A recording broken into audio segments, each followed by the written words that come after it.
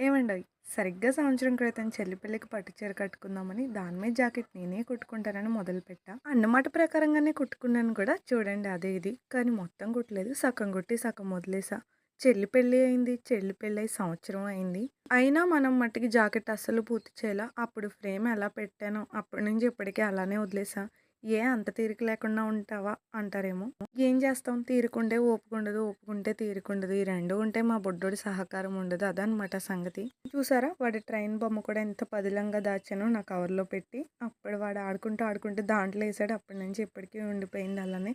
అన్నట్టు ఇది మగ్గం వర్క్ ఏం కాదు. నేను నార్మల్ నీడిల్‌తోనే చేసుకున్నాను. కాకపోతే సూది సైజ్ వేరనమాట. సూది చాలా సన్నగా ఉంటుంది. షాప్‌లో అడిగితే ఇస్తారు. సన్న సూది అని చెప్పేసి పూసలెక్కించుకోవడానికని అడిగితే దానికి పూసలెక్కించేసి ఇలా చుట్టూ కుట్టేశాను. ఫస్ట్ అయితే నేను కుందన్స్ ఉన్నాయి కదా! అవన్నీ గమ్‌తోనే స్టిక్ చేశాను. ఫ్యాబ్రిక్ గ్లూ ఉంటుంది కదా అది. తర్వాత దాని చుట్టూ చిన్న పూసలు, పైన ఒక పెద్ద పూస వేసి కుట్టేశాను. 3 పూసలకి ఒకసారి సూది కిందకి దింపి మళ్ళీ పైకి లేపి కుట్టాను.